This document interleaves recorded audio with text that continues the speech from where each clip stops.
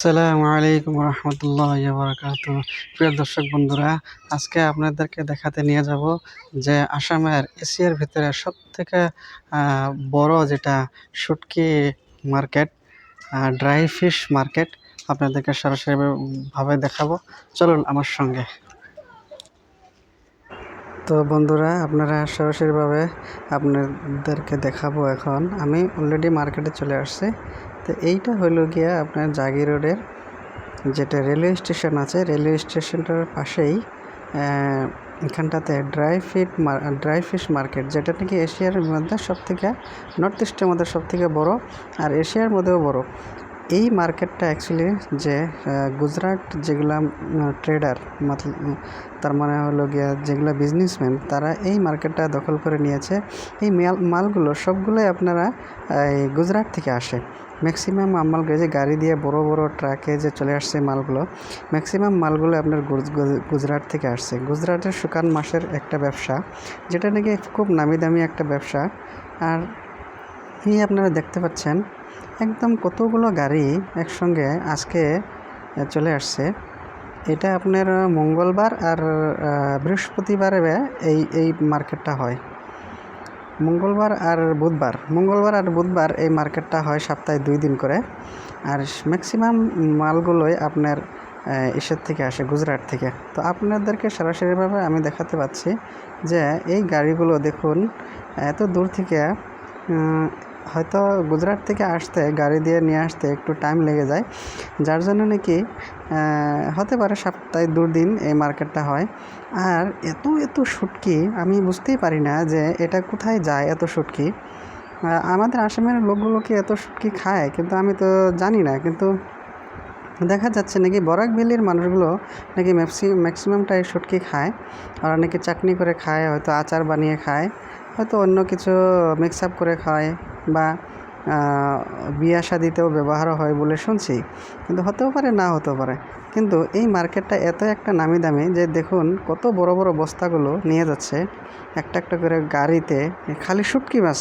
এগুলো যেগুলো বড় বড় কার্টুনগুলো দেখতে পাচ্ছেন, সবগুলো শুটকির এগুলো নাকি দেখুন জনাব এই শুটকির ব্যাপার করতেছে। এগুলো শুটকি, সবগুলো শুটকি।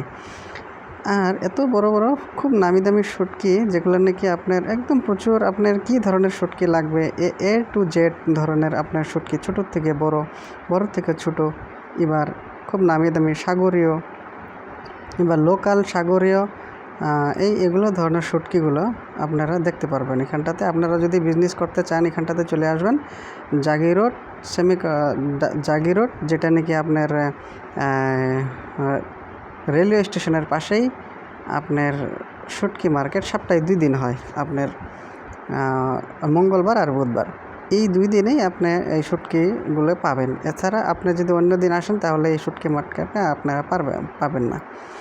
তো আমি আপনাদেরকে দেখালাম, আপনাদেরকে দেখানোর সেটাই উদ্দেশ্য ছিল। আর এই শুটকি মার্কেটটা আপনার গুজরাটের যেগুলো নাকি খুব নামি দামি বিজনেসম্যানরা, তারাই করছে। আর আসামের বহুতে এই বিজনেসটা করছে, আপনারাও করতে পারেন। কিন্তু ম্যাক্সিমাম এটাতে টাকা লাগে, বহুত টাকা লাগে। আর আপনার এটা হয়তো ছোটোখাটো বিজনেস না, এটা বড় বিজনেস করতে হবে। ম্যাক্সিমাম একটা আমি একদিন চলে গেছিলাম এই বিজনেসটা করার জন্য। আমি বলেছিলাম ওদেরকে যে আমি এই বিজনেসটা করতে পারবো কি না। তো ওরা আমাকে বললো, হ্যাঁ আপনিও করতে পারেন, কিন্তু এর টাকা লাগবে মোটামুটি নাই করে 1-1.5 লাখ টাকার স্টার্টিংয়ে লাগবে বলে বলছে। তো হোলসেল এরা কিনে, আর হোলসেল কিনে বাইরে হয়তো কোথায় হয়তো রিটেলার হিসাবে বিক্রি করে, না তো গ্রোসারি হিসাবে বিক্রি করে। তো ম্যাক্সিমামরা আমাকে বললো যে এইটা নাকি এই বরাক ভ্যালির লোকেরাই এটা বেশি খায়, শুটকি মাছটা। তো আমি এখন তো বেরিয়ে গেলাম, এখন তো আমি ভাবছি যে বাড়িতে চলে যাব।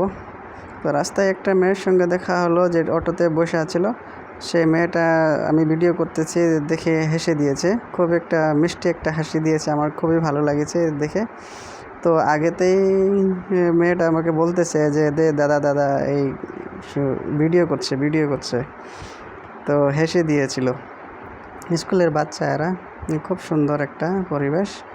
তো আমি তো এখন চলে যাচ্ছি।